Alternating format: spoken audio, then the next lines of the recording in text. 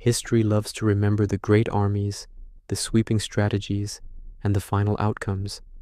But within those grand narratives, there are stories of individuals, of single moments that defy the very nature of war. This is the unsung. World War II is often pictured in broad, brutal strokes, vast formations of bombers droning through the sky, swarms of fighter escorts, and the grim, impersonal tally of planes shot down. But high above Germany on December 20th, 1943, something happened that didn't fit the script. It was a silent, unwritten pact between two enemy pilots that completely rewrote the rules of engagement. This story starts with a B-17 bomber named Olde Pub and its young pilot, Charlie Brown. But the real unsung hero is the German ace who held them dead in his sights and made the astonishing choice not to pull the trigger. The man who risked his own life to save his enemy, Franz Stigler. To truly grasp the weight of this moment, you need to understand the hell that was the air war in late 1943. The U.S. 8th Air Force was throwing everything it had at Germany in a series of deadly, high-altitude daylight bombing raids. The weapon of choice was the B-17 Flying Fortress. They flew in what was called a combat box formation, a tight, bristling phalanx of bombers designed for mutual protection, relying on a storm of 50 caliber machine gun fire from every possible angle to ward off attackers. Their nemesis was the German Luftwaffe, whose pilots flew nimble, lethal fighters like the Messerschmitt Bf 109. These hunters would execute punishing, high-speed attacks, diving head-on into the formations or slashing at them from the rear. It was a brutal, terrifying calculus of physics, aerodynamics, and sudden death. On that particular day, a 21-year-old first lieutenant named Charlie Brown, a farm boy from West Virginia, was on his very first mission as an aircraft commander. His target, a crucial aircraft factory in Bremen, deep inside hostile territory. The mission was a disaster. Anti-aircraft fire, what the crews called flak, tore through their formation, creating black puffs of death that ripped planes apart. Then, the Luftwaffe fighters descended. For over 10 minutes, Brown's B-17 was savaged. He was separated from his formation, a lone target in a sky full of wolves. The damage was catastrophic. One of his 4 engines was completely destroyed.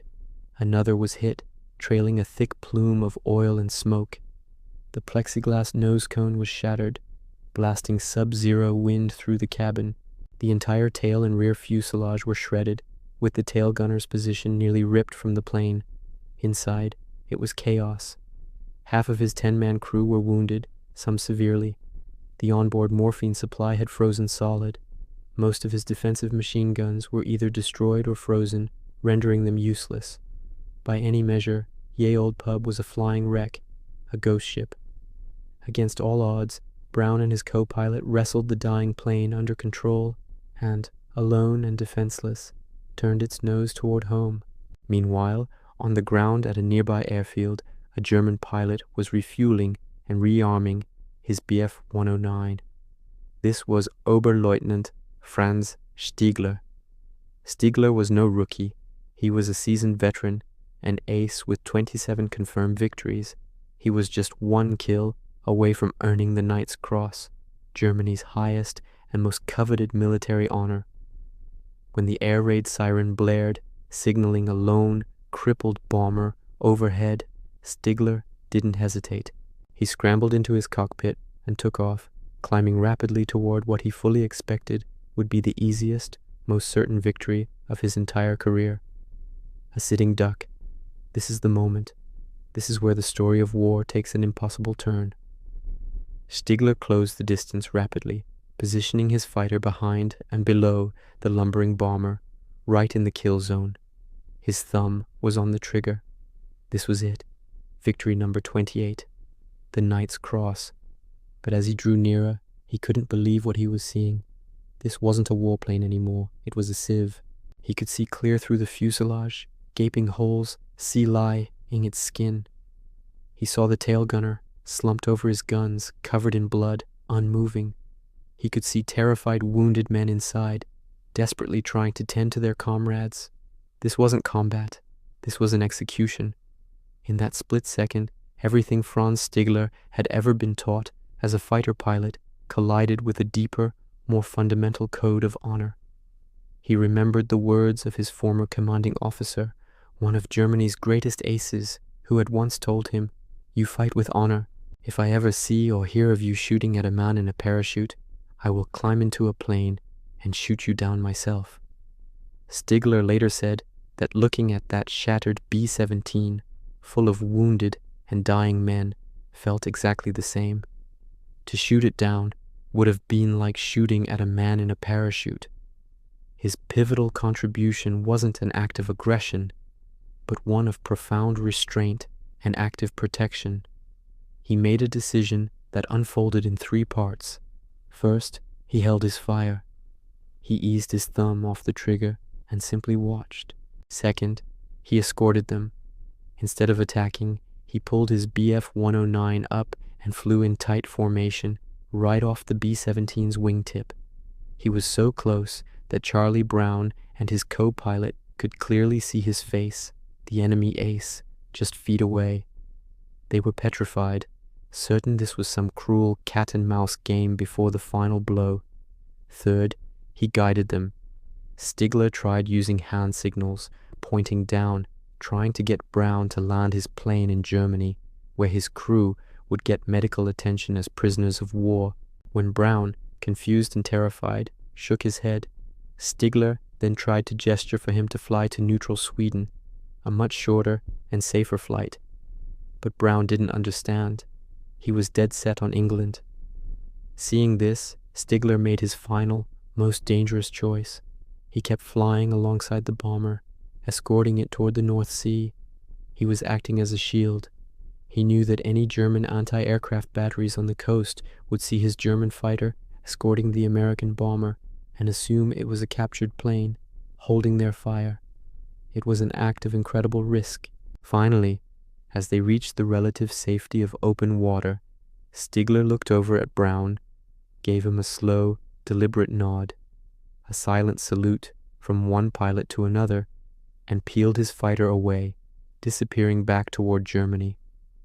So why was this incredible story of chivalry and honor completely lost to history for nearly half a century? The mechanism of its erasure was a powerful combination of military secrecy and personal burden.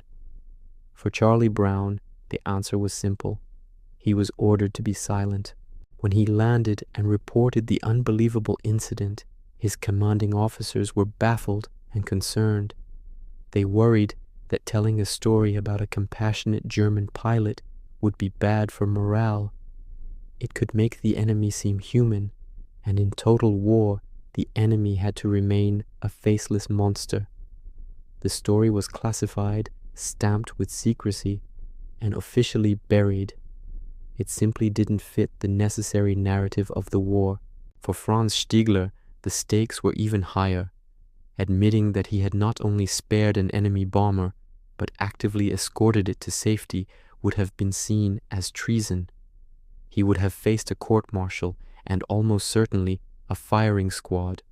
The risk was absolute. So he told no one. He locked the memory away, a secret he carried alone, a silent testament to a choice he could never speak of. The official record books on both sides recorded only the facts. One B-17 from the Bremen mission returned to base, heavily damaged. The incredible human story that happened in between was erased by the cold logic of war. The correction, the rediscovery of this truth, wouldn't come until the 1990s. An aging Charlie Brown, haunted by the memory of the German pilot who saved him, placed an ad in a newsletter for former Luftwaffe pilots, beginning a desperate, years-long search. He had to know who that man was and why he did what he did. After years of searching, they found each other. They were reunited, no longer as enemies, but as brothers bonded by a shared, secret moment of grace. Their story, beautifully told in the book A Higher Call, finally brought this unsung act into the light. Their legacy is a powerful reminder of the force of individual conscience, even inside the vast, dehumanizing machine of war.